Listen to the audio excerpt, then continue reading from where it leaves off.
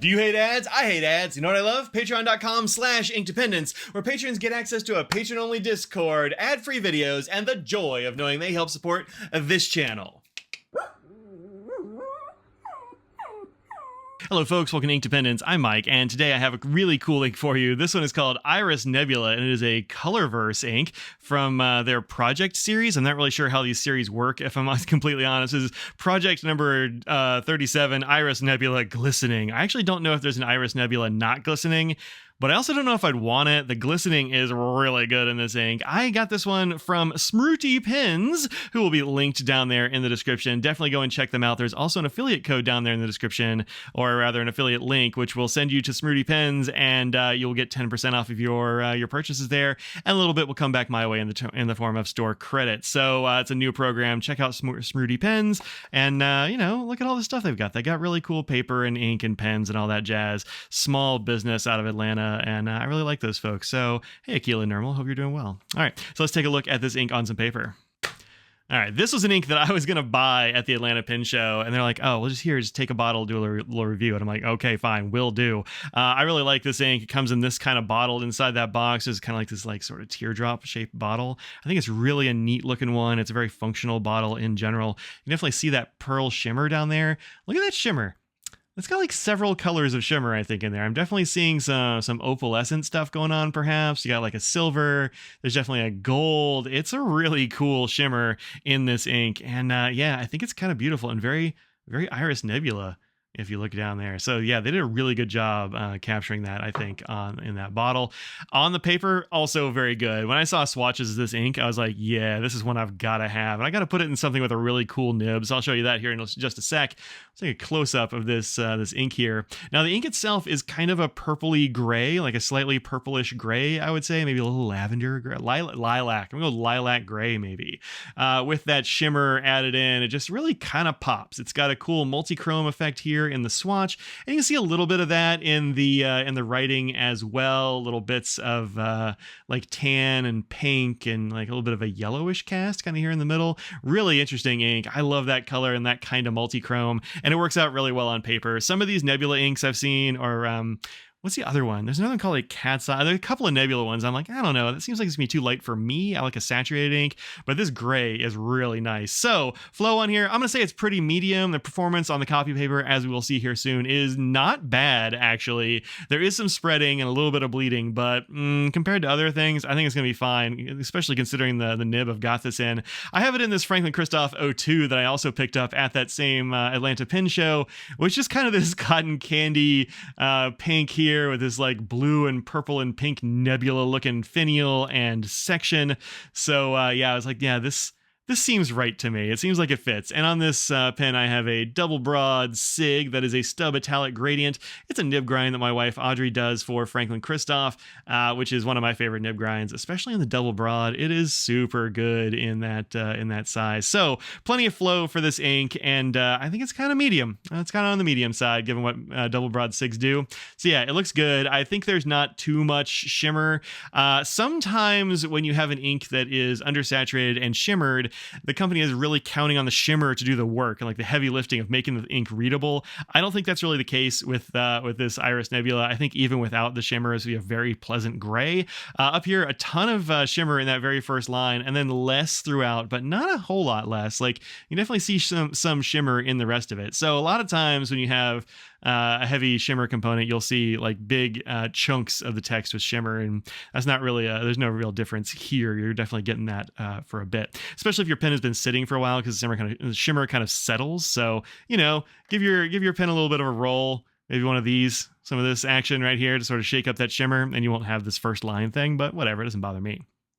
So cool color, nice shimmer component, looks great. Let's do a little bit of a water drop test, take a look at our chromatography, and then we'll look at it on some different papers and against a couple of other inks. So here we go with some water. Let's get it on the words too. Why not? You can see in the chromatography, which is really interesting, these little like dips and whirls there with pinks and purples and like a peach color. That's really neat.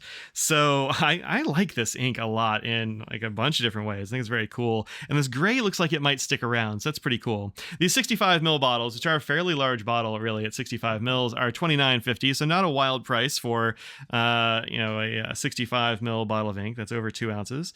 That's pretty darn good. Go ahead and mop this up here. Especially considering a lot of the like 15 ml bottles that they've started selling for the States and that sort of thing, like $13 or something for 15 mils. So 30 for 65 seems like a pretty good deal. Yeah, there's plenty left here. I'm not going to say it's exactly waterproof. It's definitely not waterproof, but water resistant, I think maybe. Like the gray is definitely lighter, but it's still certainly there. And you wouldn't have any problem reading that, I think, even after you upended your cup of water onto it or some such thing. So yeah, a little bit of water resistance there, I think is pretty nice. Man, that chromatography is super cool. Like, I'd buy that as wall art, just like a big canvas full of that. I think it'd be pretty dope. All right, let's look at this on a bunch of different papers. All right, so first off, this is my usual Staples 30% recycled 20-pound copy paper, which is your office copier paper probably, and it's not really meant for liquid inks. It usually doesn't perform very well with liquid inks. There is definitely some spreading as I was writing with it, but not a huge amount, and really no feathering, which is pretty impressive. Also, the color looks good, I think, and the shimmer looks really nice as well.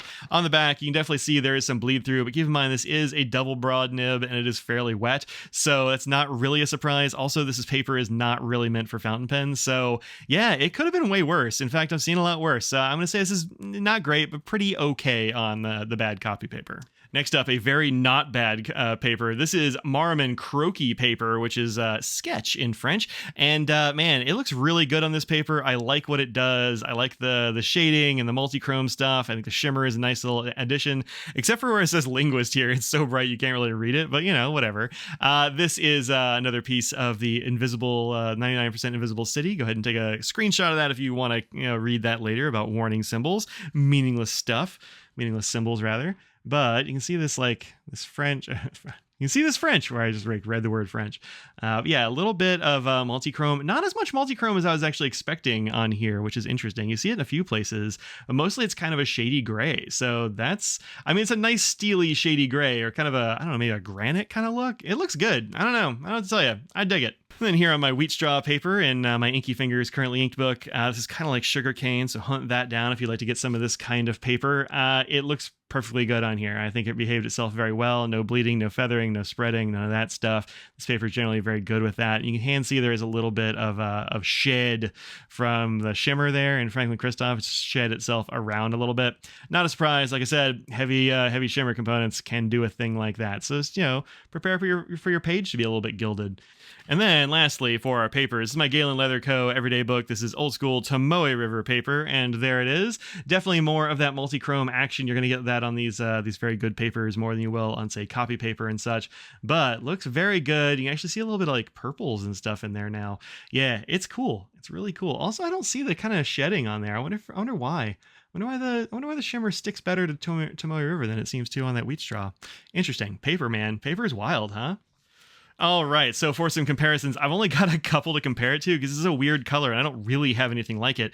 In fact, this is the only one that I have like this that is shimmery at all. I look through all my shimmers. This is the only thing that's close to it, and it's itself. There's just nothing like this from anything else. You can see here with a couple of different sort of glass dip pens. I usually use a fine dip pen for the name and what kind of thing I have here and like the name of the company, and then a thicker dip pen for the rest, for the rest of the writing anyway. And so you can really see, even with a very fine nib that doesn't have a whole lot of ink coming off of it, it still looks pretty nice. Still good readable gray, kind of pencil-y in those. But looking beautiful on this Colodex card. You can find a link for these down in the description as well. Find them at your favorite coloring retailer. Next up, I have Birmingham Pinco Antique Aubergine. I don't know why it's called aubergine. It does not look purple at all to me. This is not a purple ink if you ask me. I got this from my friend Lisa. There you go. And I think it's a fairly close gray, although I don't think it's actually as dark as Iris Nebula. These, like the smaller version, looks kind of the same, but like the swatch is different. I wonder if I need to tilt it. Hold on, let's take a look here. Actually, when I tilt it, the Iris Nebula is darker. Interesting. This is more multi-chrome, I guess, than the other. Interesting. All right. And then lastly, I have here Wearing Ghoul, No Longer Human by Osamu Dazai. Sorry if I'm mangling that name. I apologize. I got this from White Bear Pens as a sample, and it's a really pretty color, kind of close, but I think this one's like darker and more purplish than Iris Nebula and Antique Aubergine. So it's kind of like this, I guess. Lighter, darker, even darker still as a gradient. So yeah, there you go. Those are the only things that are really close to this Iris Nebula. It's a cool ink. It's got a great shimmer. Love that right there. Go see my friends over at Smruti Pens, and thanks very much to Smruti Pens for giving me this for review. I've been enjoying it, so I'll see y'all at a pen show soon, probably, and in a video soon. Until then, peace out.